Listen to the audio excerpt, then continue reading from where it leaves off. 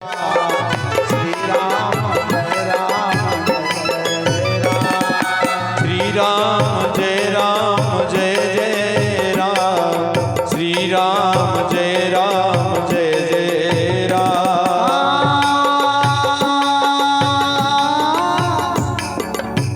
कबीरा संसार में जी धर्म नहीं को कबीर संसार में धनवंता नहीं को कबीर संसार में धनवंता नहीं को कबीर संसार में धनवंता नहीं को कबीर संसार में धनवंता नहीं को धनवंता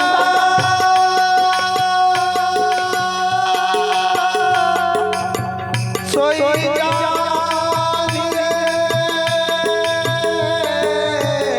जपे राम नाम धन हो जपे राम नाम धन हो जपे राम नाम धन हो जपे राम नाम धन हो। श्री राम जय जय राम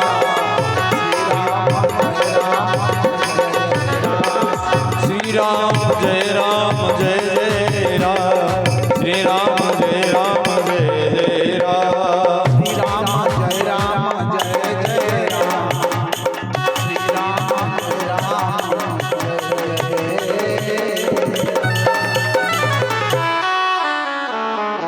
बोलो राजा रामचंद्र भगवान की जय।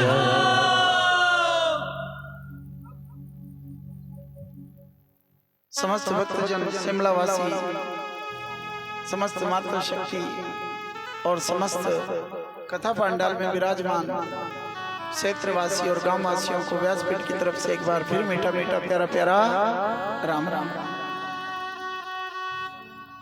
आइए मधुर मधुर कीर्तन के साथ हम कथा सागर में डुबकी लगाते हैं। सप्तम दिवसीय श्रीमद् भागवत महापुराण की इस कथा का आज चतुर्थ दिवस है।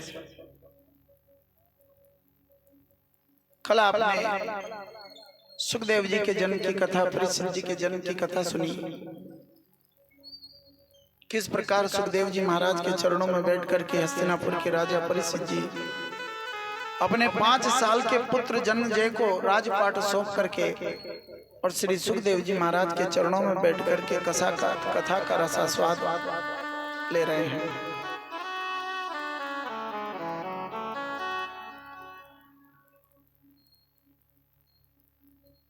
बड़ी मीठी बड़ी प्यारी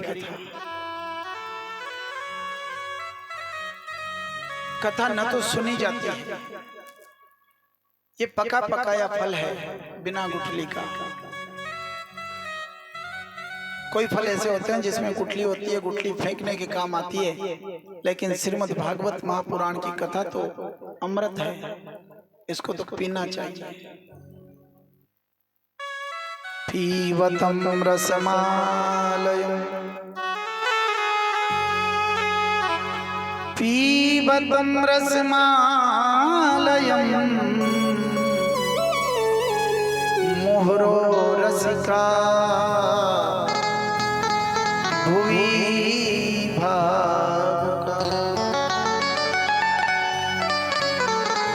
कथा तो पीने का अमृत है, इसको पी लेना चाहिए। सुखदेव जी महाराज के चरणों में बैठ करके हस्तिनापुर के राजा परीक्षित जी इस कथा का रसपान कर रहे हैं। चतुर्थ दिवस में कथा प्रवेश कर रही है। परीक्षित जी सुखदेव जी से कथा सुन रहे हैं। सुखदेव जी ने परीक्षित जी को कथा सुनाते हुए कहा कि राजा 24 अवतारों की कथा मैं तुम्हें सुना रहा हूं। अब उन अवतारों में है धनवंतरी भगवान, कच्छप अवतार, हरि अवतार, कच्छप अवतार के बारे में जब परीक्षित जी ने सुना तो सुखदेव जी से कहा कि गुरुदेव, ये कच्छप अवतार कैसे हुआ?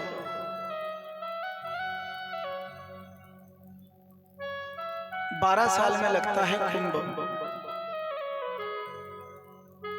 12 144 साल में इस साल लग रहा है प्रयागराज इलाहाबाद में महाकुंभ।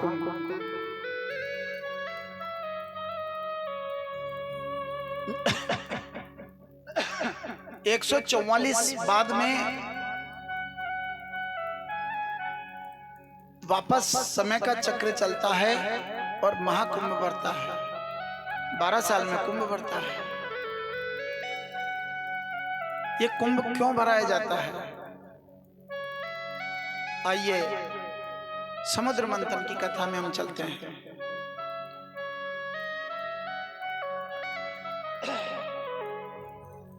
परीक्षित जी ने पूछा कि ये समुद्र का मंथन क्यों किया? तो सुखदेव जी बड़ी मीठी बड़ी सुंदर कथा परीक्षित जी को सुनाते हैं। हे परीक्षित, जब देवताओं और दानवों के बीच में युद्ध हुआ, दानवों ने देवताओं पर आक्रमण कर दिया, देवता डर के मारे छुपने लगे। इसके पीछे भी एक कारण है। मुनि दुर्वासा ने राजा इंद्र को एक कमल का पुष्प दिया। राजा इंद्र ने उस कमल के पुष्प को लेकर के हाथी के पैरों तले कुचलवा दिया। जो इंद्र के पास ऐरावत हाथी होता है ना, उसके नीचे उस कमल के फूल को कुचलवा दिया। तो मुनि ने श्राप दे दिया कि जाओ, आज के बाद तुम दरिद्र हो जाओगे। इंद्र के ऊपर घोर संकट आया, देवताओं के ऊपर संकट आया। सारे देवता छुपने लगे, डर करके भागने लगे, राक्षसों से आतंक बढ़ गया। सारे देवताओं ने एक मीटिंग करी, एक योजना बुलाई। मीटिंग बुला करके उसमें एक प्रस्ताव पास किया, अगर हमें दानवों से बचना है तो समुद्र का मंथन करना पड़ेगा। समुद्र में 14 रत्न हैं, 14 रत्नों को बाहर निकालना पड़ेगा। पर अब देवता अकेले समुद्र का मंथन नहीं कर सके। दानवों को बुलाया, बोले आप और हम दोनों भाई भाई के भाई हैं, दोनों समुद्र का मंथन करेंगे, वासुकी नाग का रस्सा बनाएंगे, मंदराचल पर्वत की रुई बनाएंगे और कच्छप रूप में भगवान आकर के और उस पर्वत के नीचे टिकेंगे। हमें उस पर्वत को जोर जोर से बिलोना है ताकि समुद्र में कई दिनों से जमे हुए 14 रत्न बाहर निकल आए। यहाँ पर भगवान ने कच्छप रूप धारण किया, वासुकी नाग का रस्सा बना, देवता दानवों दोनों ने मिलकर के उसका मंथन किया। मंथन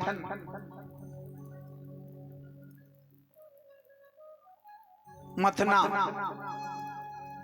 जब तक घी दूध से प्राप्त होता है लेकिन नजर नहीं आता। दूध को घी निकालने के लिए गर्म किया जाता है, तपाना पड़ता है। तपाने के बाद उसे ठंडा करके जमाना पड़ता है। मक्खन बनाने के बाद फिर उसे बिलोना पड़ता है, मथना पड़ता है, तब जाकर के शुद्ध घी मिलता है। इसीलिए देवताओं ने समुद्र का मंथन किया और मंथन में 14 रत्न प्राप्त हुए।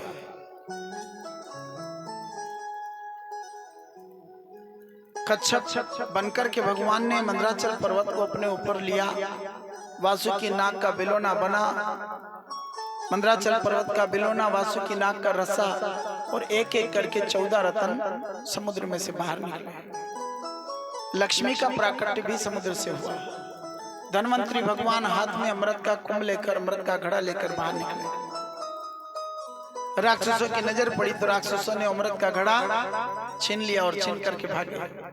आगे आगे देवता, आगे आगे राक्षस, पीछे पीछे देवता, भागते गए भागते गए। देवता घबरा गए तो भगवान विष्णु से प्रार्थना करी। भगवान ने मोहिनी का रूप धारण किया। मोहिनी का रूप धारण करके उस राक्षस से वो अमृत का घड़ा लिया और अपने हाथों से देवताओं में वो अमृत बांटा। पर चुपके से एक राक्षस देवताओं की लाइन में बैठ गया और उसने वो अमृत पी लिया। भगवान की नजर पड़ी, भगवान ने सुदर्शन चक्र चलाया और उस राक्षस का सर धड़ से अलग कर दिया। उसी दिन से दो राक्षस बन गए, एक राहु और एक केतु। ये समुद्र मंथन की कथा। देवता और दानवों ने जहां जहां उस अमृत घड़े को लेकर के और छीना झपटी करी और उस अमृत के बूंद जहां जहां पर गिरे वहां पर आज कुंभ का मेला भरता है। वो 4 जगह है। एक तो वर्तमान में मेला लग रहा है अभी प्रयागराज इलाहाबाद, एक मेला भरता है नासिक, याद है ना चौड़ का मेला कहाँ कहाँ भरा हुआ? हरिद्वार, इलाहाबाद, नासिक और उज्जैन। 4 जगहों पर अमृत के छींटे गिरे थे। वहां पर आज भी कुंभ के मेले भरे जाते हैं। एक मेला तो भी लग रहा है। करोड़ों से जनसंख्या है।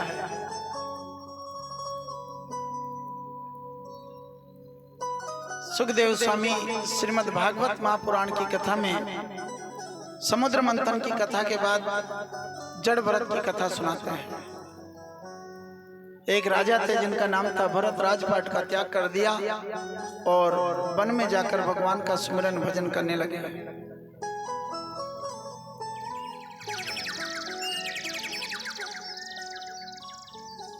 ऐसा सुमिरन किया, सुमिरन करते करते परमात्मा को प्राप्त होने ही वाले थे कि उसी समय हिरण के बच्चे पर नजर पड़ गई। हिरण के बच्चे को बचा लिया भरत जी। परमात्मा की सेवा कम हो गई और हिरण के बच्चे की देख रेख में ज्यादा समय बीतने लगा। अंत गति सो गति भई। आखिरी में मरते मरते हिरण के बच्चे का विचार आया और वापस हिरण बनकर के भरत जी को आना पड़ा। हिरण बनकर आए तो एकादशी का व्रत किया। एकादशी के व्रत के प्रभाव से हिरण की देह छूटी और वापस ब्राह्मण के घर में आकर के जन्म लिया। भरत जी महाराज को सब पता था, इसलिए मन में धारणा बनाई कि मैं बोलूंगा नहीं। बोला और उलझा। बोलूंगा नहीं और बोलूंगा तो ऐसा बोलूंगा कि मेरे बोलने से सामने वाले का कल्याण हो जाए। नहीं बोले तो लोगों ने नाम रख दिया जड़ भरत। जड़ मने पागल। परिवार के साथ रहते और समय बिताते। एक दिन मगध का राजा रहुगण आया, जड़ भरत जी को अपनी पालकी में लगने की बोली। जड़ भरत जी पालकी उठाने लगे, पांव के नीचे चींटी आई, उछल कूद करने लगे। मगध के राजा ने 2-4 गालियां दी, खरी खोटी सुनाई। तो भरत जी महाराज मगध के राजा को ज्ञान देते हैं और कहते हैं, राजा तुम कह रहे हो कि मैं तुम्हें मारूंगा। अरे आत्मा तो अमर है, मरता तो ये शरीर है। जैसे आदमी पुराने कपड़े का त्याग करके नए वस्त्र धारण कर लेता है, ऐसे ही आत्मा पुराने शरीर का त्याग करके नया शरीर धारण कर लेती है। तू मुझे क्या मारेगा? आत्मा अमर है, न कोई जला सकता, न कोई गला सकता, न आत्मा खत्म होती है। आत्मा तो अविनाशी है। जड़ भरत की बातें सुनकर के मगध का राजा रहुगण बड़ा प्रसन्न हुआ और गुरु के चरणों में बैठ करके और कहने लगा, गुरुदेव आपके वचनों में बड़ी ताकत है, आपकी वाणी बड़ी मीठी है। आप जब बोलते हो ना तो अमृत की धारा बरसती है। मगध के राजा रहुगण जड़ भरत के चरणों में बैठ करके कहने लगा, क्या गा रहा है? मैंने पिया छान कर पानी, मैंने पिया छान कर पानी, मका गुरु जी की अमृत वाणी।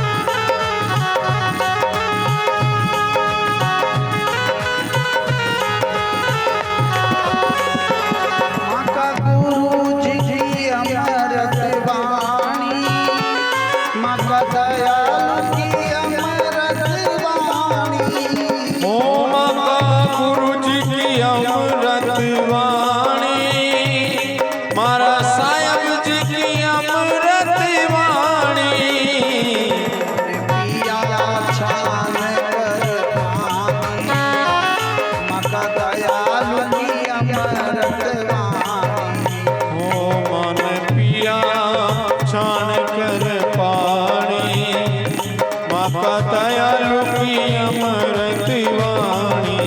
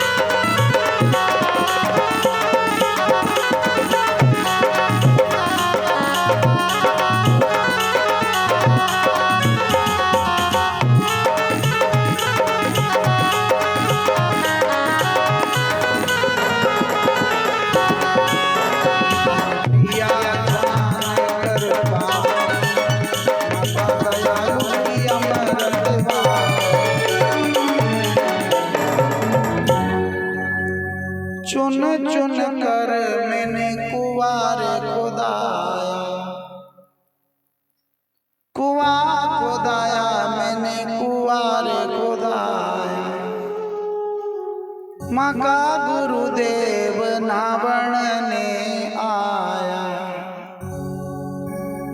घूंट घूंट में निकला है राधे रानी।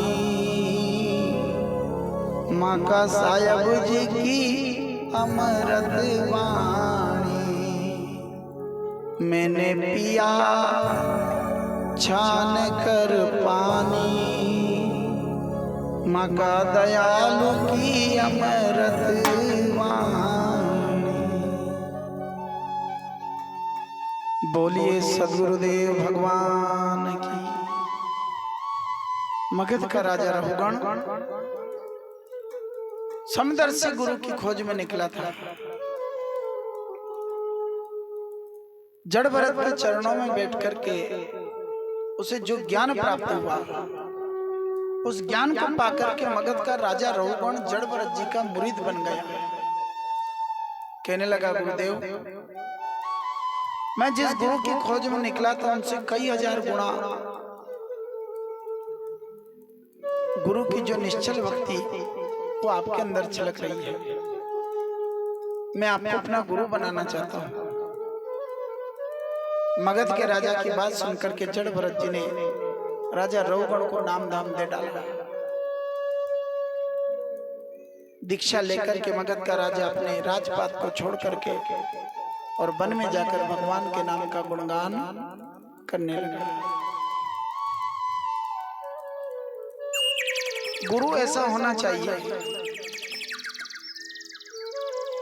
अंतर हाथ सहाय दे बाहर मारे चोट। गुरु और शिष्य का संबंध कुमार और कुमार के घड़े की तरह होता है। कुमार जब बर्तन बनाता है ना, और बर्तन के ऊपर जब थाप मारता है, थापे से प्रहार करता है, तो उसका एक हाथ अंदर रहता है। अंतर हाथ सहाय दे बाहर मारे चोट। गुरु अपने शिष्य की बुराई को जड़ से खत्म करते हैं, इसीलिए प्रहार करते हैं। बात का, वाणी का, शब्द की चोट। ऐसे गुरु एक तो होते हैं साधु, और आप सबने देख भी रखा, एक होते हैं साधु। साधु को सिर्फ स्वाद से मतलब है, साधुओं को संसार से मतलब है। गांव में एक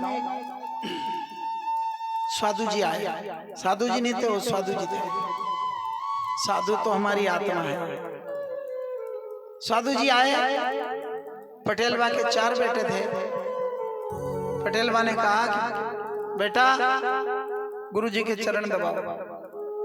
100-200 ग्राम सरसों का तेल लिया। पटेलबा का एक छोटा ही छोटा बेटा चरण पर तेल लगा करके जो मालिश करने लगा, चरण दबावे।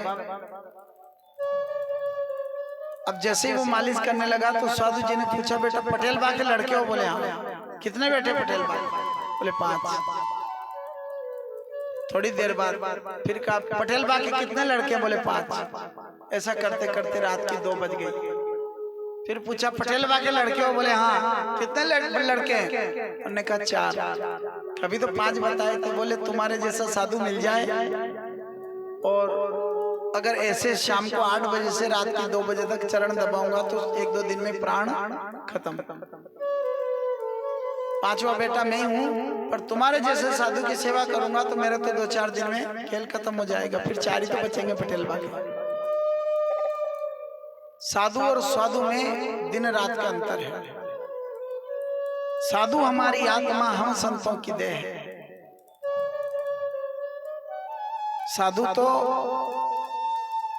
शरीर को सुंदर बनाते हैं, बुराइयों का अवशोषण करते हैं, शरीर के अंदर बुराइयों खींच कर निकाल करके उसके अंदर सद्गुण प्रवाहित करते हैं।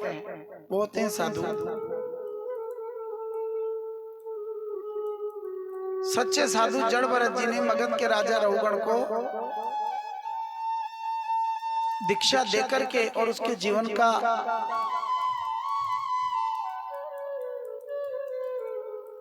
बुराई थी, छल थी, कपट था, वो सब खत्म कर दिया, जीवन को बदल दिया। ऐसे जड़ भरत की कथा श्री सुखदेव जी महाराज परीक्षित जी को सुनाते हैं। कथा का 4th दिवस सुखदेव जी ने परीक्षित जी से कहा, परीक्षित अभी तुमने महाभारत की कथा भी सुनी। आज मेरा मन हो रहा है तुम्हें रामायण सुनाऊं। चतुर्थ दिवस में मैं तुम्हें राम कथा सुना करके और आनंदित करूं। परीक्षित जी ने कहा ठीक है गुरुदेव, आप हमें राम कथा का आज आनंद दीजिए।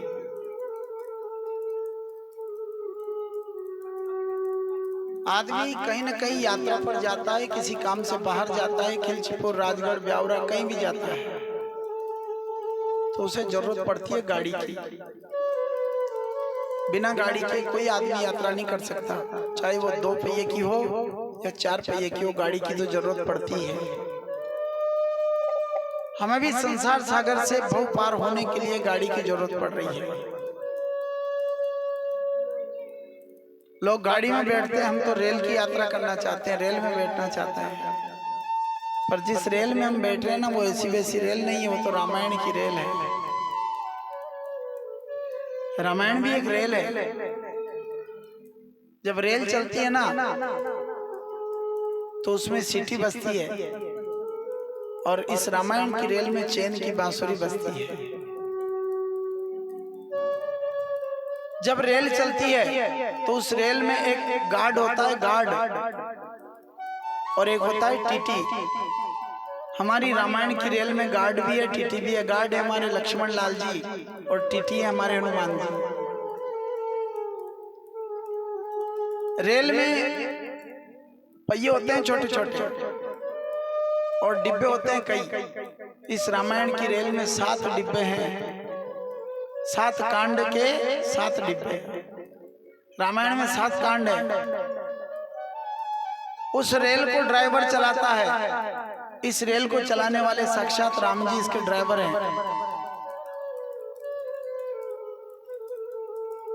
तो कौन कौन रामायण की रेल में बैठने के लिए तैयार है? सभी हैं। हिंग लागे ना फिटकड़ी रंग चोखो, बिना पैसे में रेलगाड़ी की यात्रा कर रहे हैं रामायण रूपी रेल की कथा के माध्यम से। और हमारे ठाकुर जी से कहते हैं कि आओ तुमको रामायण की रेल में घुमाए, सैर कराए।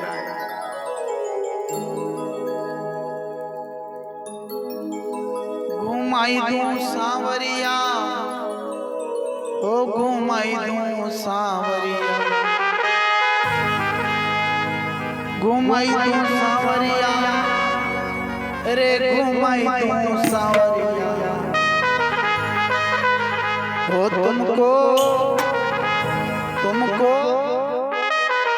तुमको रामायण की रेल में घुमाई दूं सांवरिया।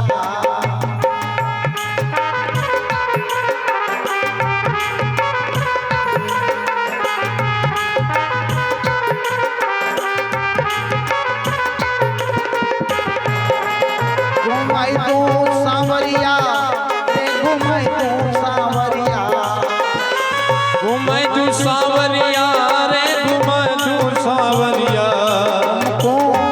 तुमको तुमको रामायण की रेल में घुमाई दूं सांवरिया। ओ तुमको रामायण की रेल में घुमाई दूं सांवरिया।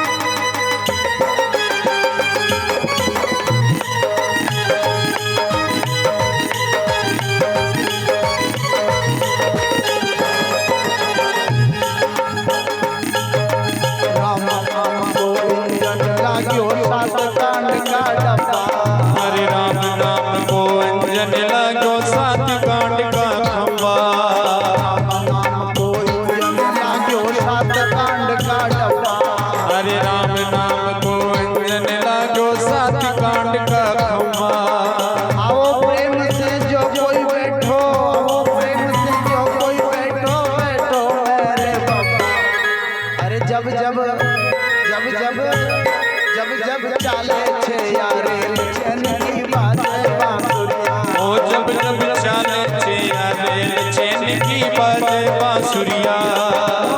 बाजे बांसुरिया अरे बाजे बांसुरिया। बाजे बांसुरिया रे या बाजे बांसुरिया। जब जब जब जब चाले छे यारे चैन की बाजे बांसुरिया। ओ जब जब चाले छे यारे चैन की बाजे बांसुरिया।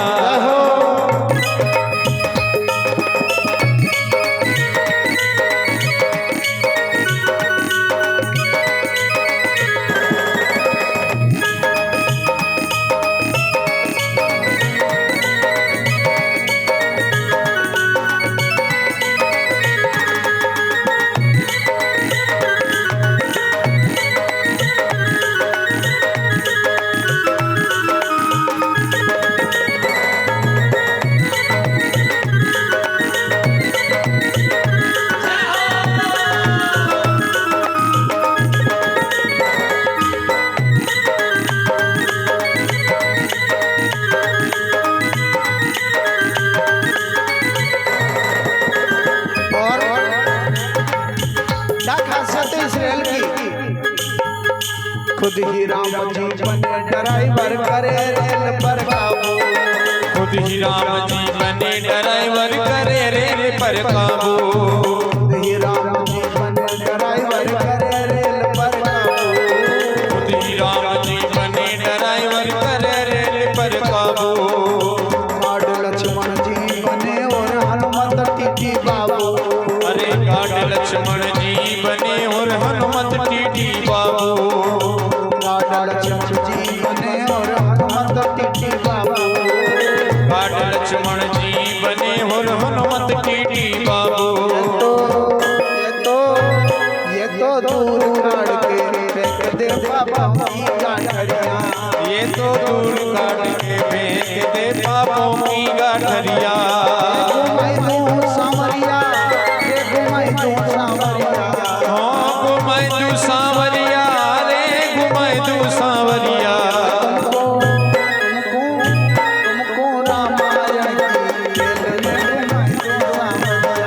तुमको रामायण की रेल में घुमाई दूं सांवरिया।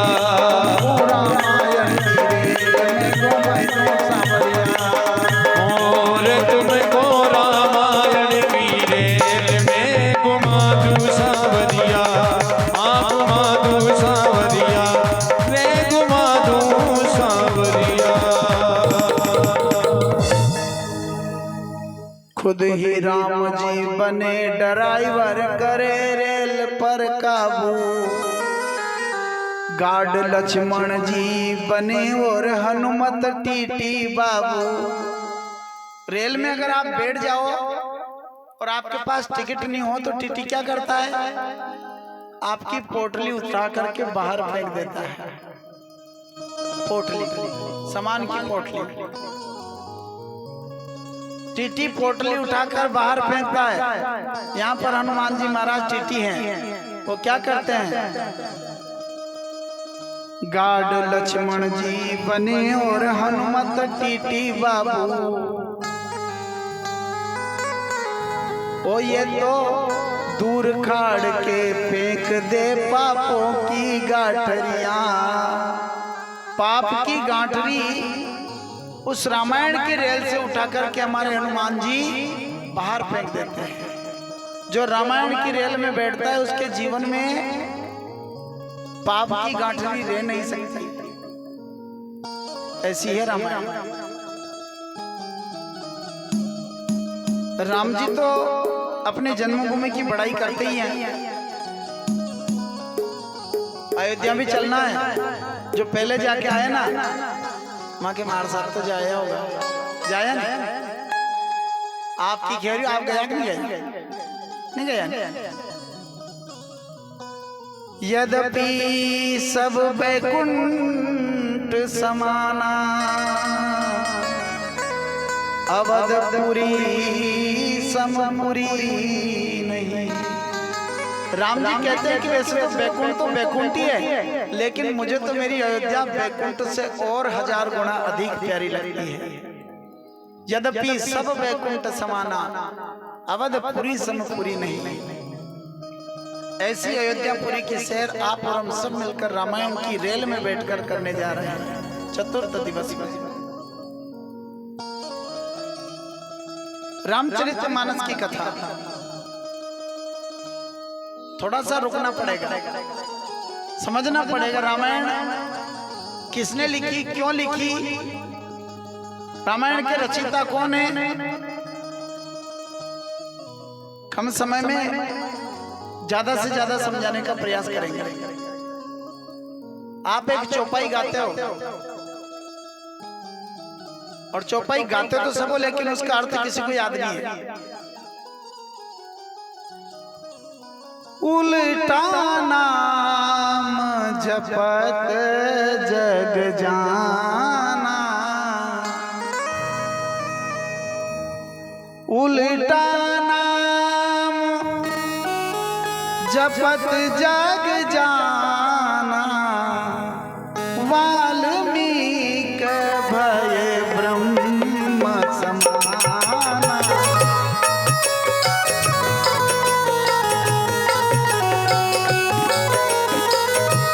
उल्टा नाम जपे जग जाना, उल्टा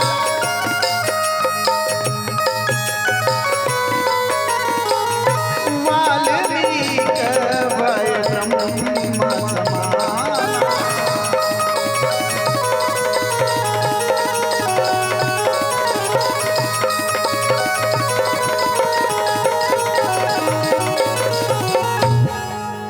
उल्टा नाम जपे जग जाना, वाल्मीकि भय ब्रह्म समाना। आप सबको पता है वाल्मीकि जी बाला भील नाम से विख्यात हुए। उनका नाम एक डाकू के रूप में लेते थे लोग, बाला भील। तुलसीदास जी महाराज ने रामायण लिखी ना, तो उसमें एक चौपाई लिखी, उल्टा नाम जपे जग जाना, वाल्मीकि भय ब्रह्म समाना। वाल्मीकि जी एक डाकू से ब्रह्मा कैसे बन गए। अब ब्रह्मा कैसे बने बताएं। ब्रह्मा क्या करता है, 3 देवता है धरती के ऊपर, ब्रह्मा विष्णु और महेश। ब्रह्मा करते हैं रचना, विष्णु करते हैं पालन पोषण, और शिव करते हैं संगान। तो तुलसीदास जी को लोगों ने ब्रह्मा की उपाधि दे दी। ब्रह्मा तो तभी माने जाते हैं जब वो किसी की रचना करे। वाल्मीकि जी ने रचना करी थी, याद है आपको किसकी रचना करी थी। सीता जी के कितने बालक थे, एक और की रचना किसने करी थी, एक था बालक लव। और कुश किसने बनाया था, कुशा का किसने बनाया था, वाल्मीकि जी ने। बालक एक ही था लव, लेकिन कुशा माने घास को इकट्ठा करके कमंडल से जल लेकर अभिमंत्रित करके एक और बालक बना दिया था, उसका नाम था कुश। और जिस दिन कुश बनाया ना, उसी दिन से लोगों ने कहना शुरू कर दिया कि ये तो भगवान ब्रह्मा जी के समान है, रचनाकार बने। एक ही रचना करी, पर करी तो है ना तुलसीदास जी ने, वाल्मीकि जी ने। उल्टा नाम जपे जग जाना, वाल्मीकि भय ब्रह्म समाना। ये तो वाल्मीकि जी की बात। अब तुलसीदास जी के जीवन पर चलते हैं थोड़ा सा। तुलसीदास जी 1 नंबर के ग्वाले, गाय के ग्वाल। पत्नी से इतना प्रेम कि कभी महीना 6 महीना में अगर ससुराल चल जानी तो पीछे पीछे चल जाए, इतना प्रेम। एक दिन पत्नी गई ससुराल, तुलसीदास जी आए, गाय वाई बांधी, देखा तो कुटिया खाली। इतनी याद सताई उनकी धर्म पत्नी की, कुटिया को ताला लगा के और भयंकर आंधी तूफान भरी रात में एक मुर्दे के ऊपर बैठ करके ससुराल में चले गए। नदी पार कैसे करी, मुर्दे पर बैठकर। जब गए ना अपने ससुर जी के घर, तो उस समय कच्चे मचान रहते थे, लकड़ी के घर। पीछे एक खिड़की थी, उसमें एक काला बड़ा अजगर लटक रहा था। पत्नी से इतना प्रेम किया कि उनको यह भी पता नहीं चला कि मैं किसको पकड़ के चढ़ रहा हूं, उस अजगर को पकड़ करके चढ़ गए ऊपर। पत्नी ने कहा स्वामी आप? बोले हाँ। बोले मैं क्यों नहीं आता, तूने भी तो मेरे लिए रस्सी लटका रखी है। रस्सी देखा ना तो बड़ा भारी अजगर था। तुलसीदास जी की इस हरकत को देखकर के उनकी पत्नी ने कहा कि नाथ, हाड़ मास की देह में पामे ऐसी प्रीत, ऐसी जो रघुनाथ में होती ना भवी।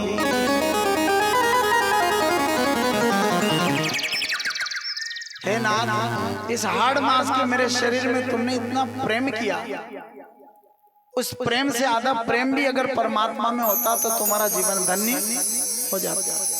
ये तो मिट्टी का पुतला है, एक दिन मिट्टी में मिल जाएगा, और फिर भी तुमने इतना प्रेम, जो मेरे प्रेम के खातिर अजगर को पकड़ करके चढ़ाए। तुलसीदास जी ने जब ये बात सुनी तो उनकी आंखें खुल गई,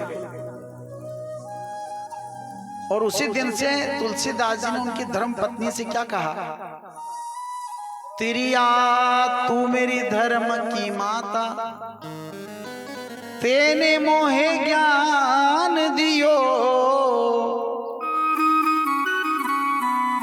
अब तक तो नादान भयो, अब तूने मुझे संभाल लियो। अब तक तो मैं नादान था, आज तेरी ज्ञान की सीख पाकर के मैं धन्य हो गया। परमात्मा का सुमिरन करने लगे तुलसीदास जी, लेकिन ऐसे भी बात नहीं बनी।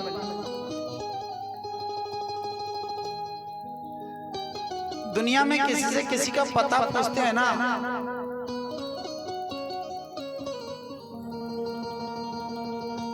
किसी को किसी का पता पूछा नहीं जाता।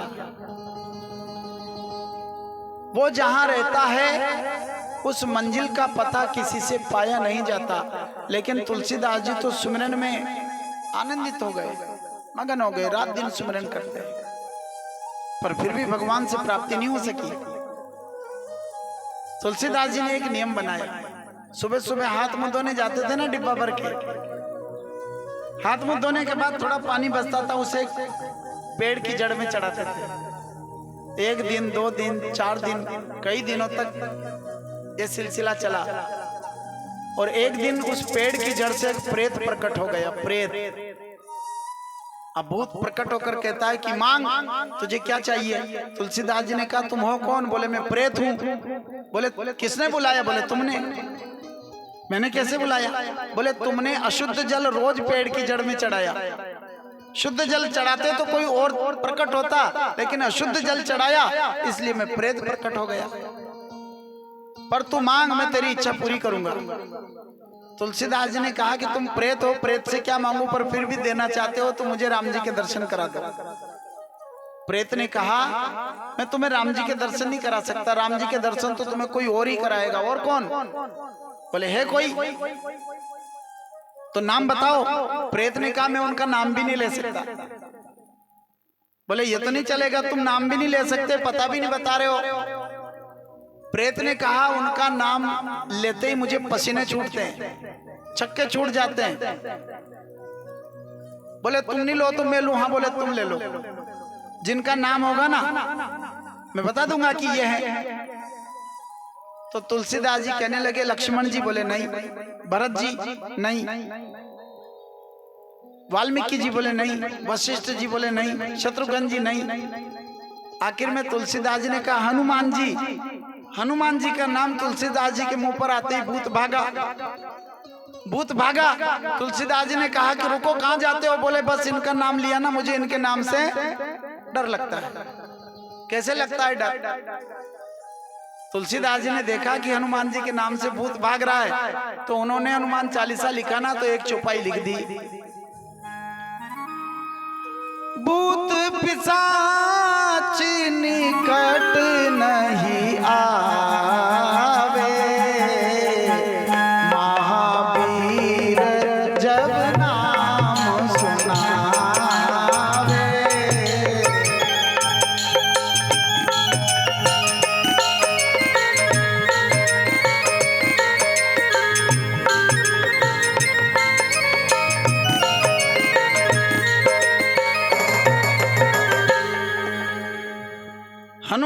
का नाम सुनते ही भूत भागा। तो तुलसीदास जी ने कहा कि भागो मत, मैं अब नाम नहीं लूंगा, पर तुम ये बताओ कि मुझे भगवान से कौन मिलाएगा। उसको बोले भगवान से मिलाने वाले वही हैं जो तुम्हें राम जी से मिलाए। कौन? बोले वही हनुमान जी। फिर भागा। हनुमान जी का नाम लेते ही भूत भागता है। तुलसीदास जी कहते हैं कि भागो मत। तो भूत कहता है कि जब तक तुम उनका नाम लोगे तब तक मैं तुम्हारे पास रुक नहीं सकता। तुलसीदास जी ने भूत से पूछा कि अब बताओ मुझे राम जी कहाँ मिलेंगे। बोले राम जी नहीं मिल सकते जब तक तुम उनसे नहीं मिलो। बोले वो कहाँ मिलेंगे? बोले किसी भी गांव में कथा चलती है राम जी की, तो वो सबसे पीछे फटी गुदड़ी ओढ़ के और बैठे रहते हैं। कथा में आते जरूर हैं, जहाँ राम जी की कथा है ना वहाँ हनुमान जी आते जरूर हैं, पक्का गारंटी के साथ। जहाँ जहाँ कीर्तन होता श्री राम का और वहाँ वहाँ पहरा होता हनुमान का। कीर्तन में हनुमान जी जरूर आते हैं। बोले मंदिर में कथा चलेगी और उस कथा में सबसे पीछे बैठते हैं हनुमान जी कथा सुनने के लिए। तो तुम वहां जाना और सबसे पीछे जो बैठे रहते हैं ना उनके चरण पकड़ लेना। तुम कहना कि मुझे राम जी से मिलाओ। ऐसा ही हुआ। रामायण की कथा चल रही थी, हनुमान जी सबसे पीछे बैठे थे। तुलसीदास जी गए और उनके चरण पकड़ लिए हनुमान जी के। हनुमान जी ने कहा दूर हट जा, मेरे शरीर में कोढ़ की बीमारी है, तुझे चिपक जाएगी। तुलसीदास जी ने कहा कि कोढ़ की बीमारी चिपको या प्राण निकलो पर अब तुम्हारे चरण नहीं छोड़ूंगा। हनुमान जी ने कहा कि तू कौन है? बोले मैं तो कोई हूं नहीं हूं, पर तुम्हारा पता बताने वाले ने सही बताया। हनुमान जी ने कहा किसने बताया? बोले भूत ने। अरे वाह, भूत भी मेरा पता बताते हैं। हनुमान जी ने कहा क्या चाहते हो? तुलसीदास जी ने कहा कि एक बार राम जी से मिला दो। हनुमान जी ने कहा ठीक है, तुम्हें राम जी से मिलाऊं। चित्रकूट के घाट पर भगवान राम लक्ष्मण आए। हनुमान जी ने इशारा किया, लेकिन तुलसीदास जी समझ नहीं पाए। एक बार नहीं कई बार आए, पर कई बार राम जी के दर्शन नहीं कर पाए तुलसीदास जी। एक दिन जब राम लक्ष्मण दोनों की जोड़ी आई, तुलसीदास जी चंदन घिसने लगे तो हनुमान जी तोते के रूप में, हनुमान जी क्या बने?